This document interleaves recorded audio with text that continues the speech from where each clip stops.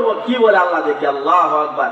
এই উপদেশটা যদি আপনি মানতে পারেন, আল্লাহর কসম হাজার হাজার গুনাহ থেকে বাঁচা আপনার জন্য সহজ হয়ে যাবে। শুধু তাই না, হাকিম আক্তার সাহেব রাহমাতুল্লাহ বলেন, এই বিধানটা যদি এই জমানায় কেউ মানতে পারে, সে আল্লাহর ওলি না, সুলতানুল আউলিয়া এর স্তরের ওলি আল্লাহ আল্লাহ তারে বানাই দিবেন। এই জন্য এটাই আলোচনা করবো। আল্লাহ বলতেছে, কুল লিল মুমিনিনা ইয়াগুদ্দু মিন আবসারিহিম ওয়া ইয়াহফাযু ফুরুজাহুম যালিকা আযকা লাহুম ইন্নাল্লাহা খাবীরুম বিমা ইয়াসনাউন। আল্লাহ রাব্বুল আলামিন সকল মুমিন পুরুষদেরকে ডাক দিয়া বলতেছেন, ইয়াকুদ্দু মিন আবসারিহিম, হে ঈমানদার পুরুষেরা, তোমরা তোমাদের চোখের হেফাজত করো। আল্লাহ হুকুমটা কি? আল্লাহ বলতেছেন, ইয়াকুদ্দু মিন আবসারিহিম, হে ঈমানওয়ালারা, হে মুমিনেরা, তোমরা তোমাদের চোখের হেফাজত করো। ওয়া ইয়াহফাযু ফুরুজাহুম, তোমরা তোমাদের লজ্জাস্থানের হেফাজত করো। ঈমানওয়ালারা, তোমরা তোমাদের চোখের হেফাজত করো, তোমরা তোমাদের লজ্জাস্থানের হেফাজত করো। এরপর আয়াতে আল্লাহ বলেন, কুল লিল মুমিনাত, হে নবী সমস্ত ঈমানদার মহিলাদেরকে বলে দেন, হে ঈমানদার নারীরা, তোমরা শুনো, ইয়াগুদুনা মিন আবসারিহিন্না, তোমরা তোমাদের চোখের হেফাজত করো, চোখের দৃষ্টি নিচে রাখো। ওয়া ইয়াহফাযনা ফুরুজাহুন্না, তোমরা তোমাদের লজ্জাস্থানের হেফাজত করো।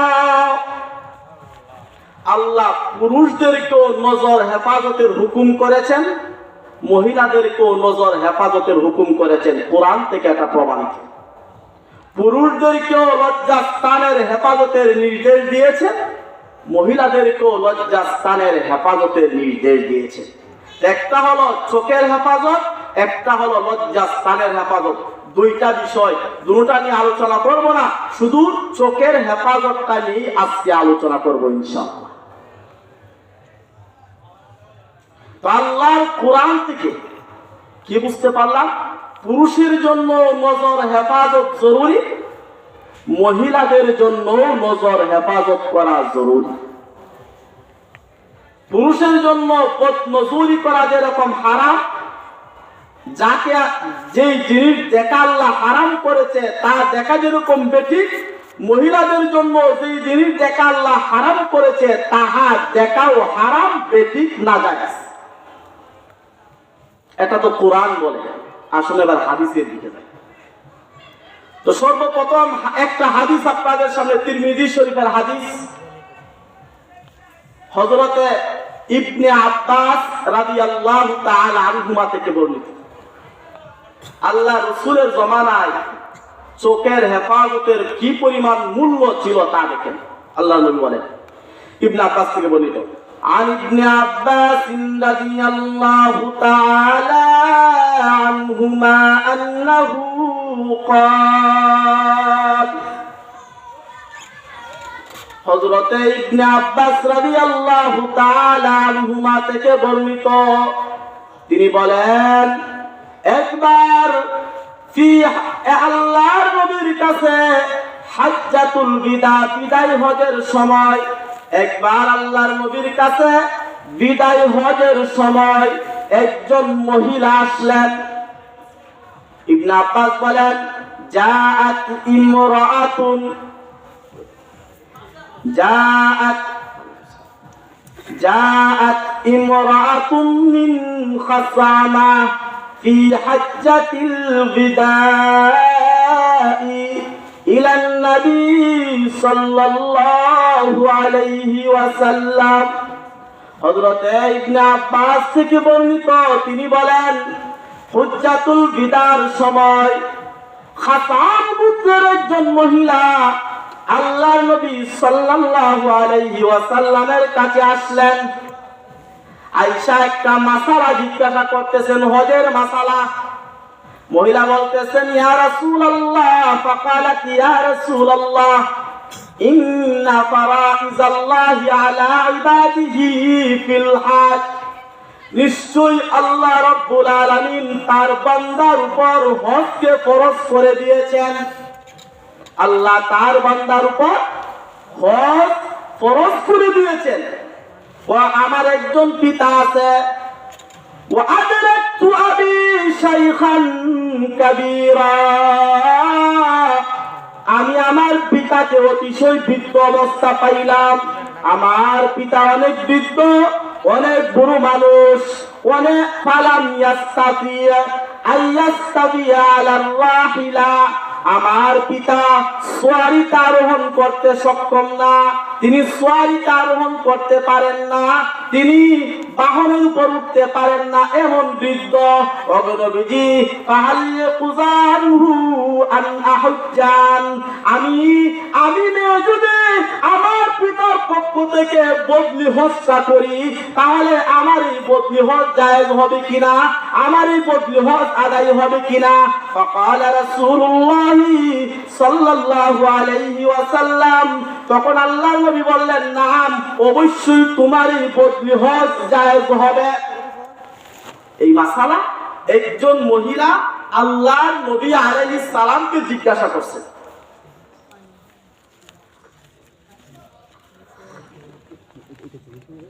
তো আল্লাহর নবীর তো মাসালা জিজ্ঞাসা করতেছে, নবীজি তো পর্দা করে তার সাথে দাঁড়ায় রয়েছে। আল্লাহ ইবনে আব্বাস বলেন, আমার একটা ভাই ছিল, নাম ছিল তার ফজল। ইবনে আব্বাস বলতেছে, আমার ভাইয়ের নাম কি ছিল? ফজল। ফজল ইবনে আব্বাস আল্লাহর নবীর কাছে দাঁড়ায় রয়েছে। নবীর সাথে দাঁড়ায়া ওই মহিলার চেহারার দিকে সে তাকায় রয়েছে। কার দিকে? মহিলার চেহারার দিকে। আলা ইবনু আব্বাস, তখন হযরত ইবনে আব্বাস রাদিয়াল্লাহু তাআলা আনহুমা বলেন, আমার ভাই ফজল ইবনে আব্বাস ওয়া কানাল ফাদলু ইয়ানজুরু ইলাইহা ওয়া কানাত তানজুরু ইলাইহি। হযরত ইবনে আব্বাস বলেন, আমি দেখলাম আমার ভাই ওই মহিলার দিকে তাকায়া রইছে, মহিলার সৌন্দর্যতার দিকে তাকায়া রইছে, মহিলার দিকে সে দৃষ্টি নিবদ্ধ করে আছে।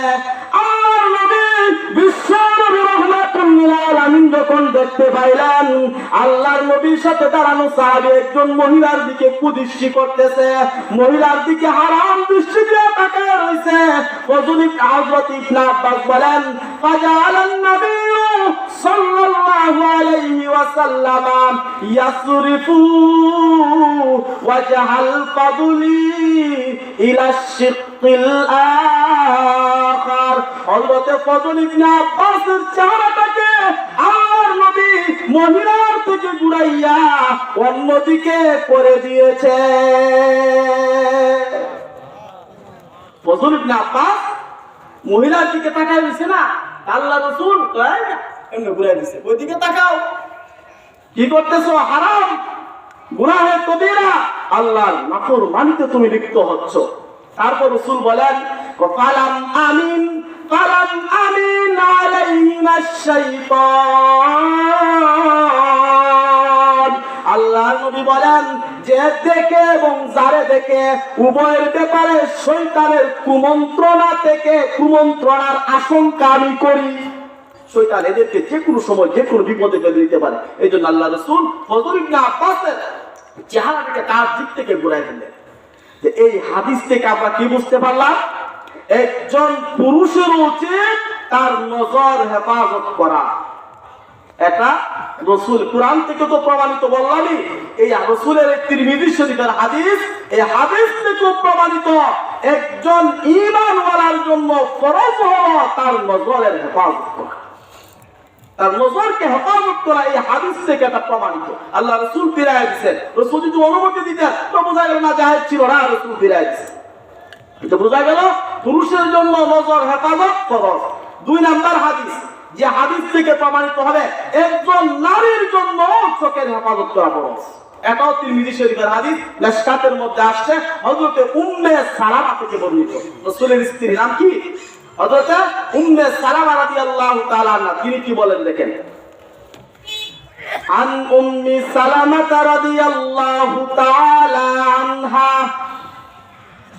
আন্নাহা ক্বালাত কুনতু মা রাসূলিল্লাহি সাল্লাল্লাহু আলাইহি ওয়াসাল্লাম ওয়া মাইমুনা ফাবাইনামা নাহনু ইনদাহু। হযরতে আল্লাহর নবীর একজন স্ত্রীর নাম ছিল হযরতে উম্মে সালামা রাদিয়াল্লাহু তাআলা আনহা। আল্লাহর নবীর আরেকজন স্ত্রীর নাম ছিল হযরতে মাইমুনা রাদিয়াল্লাহু তাআলা আনহা।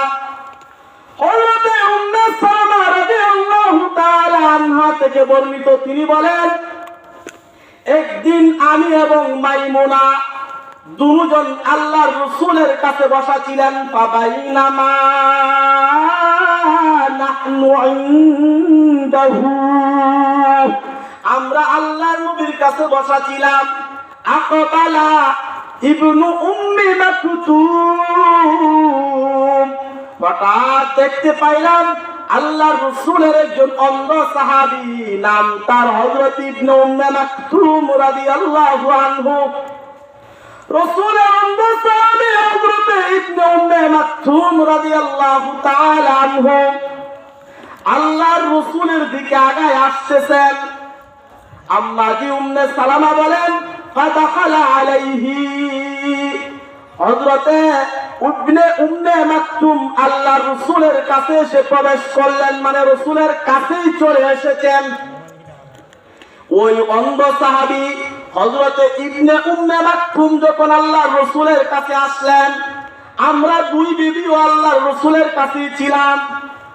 তখন আল্লাহর নবী আমাদেরকে লক্ষ্য করে বলতেছেন, হে উম্মে সালামা, হে মাইমুনা, ইহতাজিবা আনহু, তোমরা দুজন তার থেকে পর্দা করো, চোখের হেফাজত করো, এখান থেকে সরে যাও। ইহতাজিবা আনহু, তোমরা দুজন আমার এই অন্ধ সাহাবীর কাছ থেকে পর্দা করো, দূরে চলে যাও, আড়াল হয়ে যাও, চোখের হেফাজত করো। হযরত উম্মে সালামা বলেন, আল্লাহর নবী এই কথাটা শুনে আমি দ্বিধাদ্বন্দ্বে পড়ে গেলাম।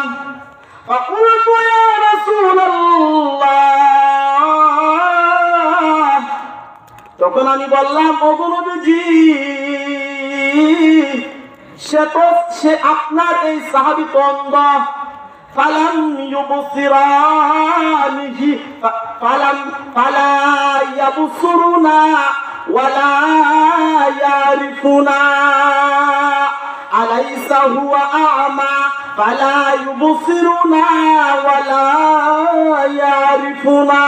ওগো নবীজি, সে তো আপনার অন্ধ সাহাবী, চোখে দেখতে পায় না, আমাদেরকে সে দেখতে পায় না, ওয়ালা ইয়ারিফুনা, আমাদেরকে সে চিনতেও পারবে না। কোন মহিলা দাঁড়ায় রয়েছে, চোখে দেখে না, আমাদেরকে দেখতে পায় না, আমাদেরকেও চিনবে না, তাহলে আমরা কেন তার থেকে পর্দা করব? সে তো অন্ধ, দেখতে তো পাইবে না। আল্লাহ রাসূল কি জবাব দিয়েছে দেখেন, তিরমিজি শরীফের হাদিস। فقال النبي صلى الله عليه وسلم, আল্লাহর নবী তখন বললেন, আলাম তুবসিরানিহি আলাস্তুমা তুবসিরানিহি, তোমরা কি তারে দেখতে পাও কিনা? সে তো দেখে না, কিন্তু তোমরা তো তারে ঠিকই দেখতে পাও। সুতরাং সে যেহেতু দেখতে পায় না, তার নজর হেফাজত হয়ে গেছে, তোমাদের উপরে নজর হেফাজত ফরজ। কারণ আল্লাহ কুরআনে নারীদেরকেও নজর হেফাজতের কথা বলেছেন। গায়রে মাহরাম, যাদেরকে দেখা দেওয়া জায়েজ না, এমন মাহরাম জিনিস, এমন লোকদের থেকে নিজেকে বিরত রাখা, নিজের চোখের হেফাজত করা মহিলাদের জন্য ফরজ। এই হাদিস থেকে কি বোঝা যায়?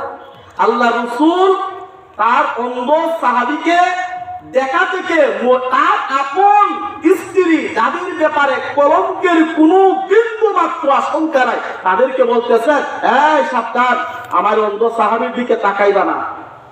হাদিস দ্বারা কি বোঝা যায়? মহিলাদের উপর নজর হেফাজতের দরকার আছে কি নাই? ফরজ। হাদিস থেকে প্রমাণিত হলো একজন নারীর জন্য বেগানা পুরুষের প্রতি নজর করা এটা হারাম, গুনাহে কবিরা। এটা থেকে বাঁচা প্রত্যেক নর পুরুষ মহিলা সকলের জন্য ফরজে আইন। এই দুই হাদিস থেকে কি বুঝলাম? একজন পুরুষেরও নজর হেফাজত ফরজ, একজন মহিলারও নজর হেফাজত ফরজ। এই জগতে কোনো মহিলা যদি বলে না আমরা দেখলে গুনাহ হইতো না, তো বলেন আল্লাহ রাসূলের স্ত্রীদের চেয়ে কি শ্রেষ্ঠ কোনো মানুষ পৃথিবীতে আছে? এরা যদি এদের কিন্তু আল্লাহ রাসূল বলে যে তোমরা দেখতে পারবা না, তা আপনি আমি প্রত্যেকে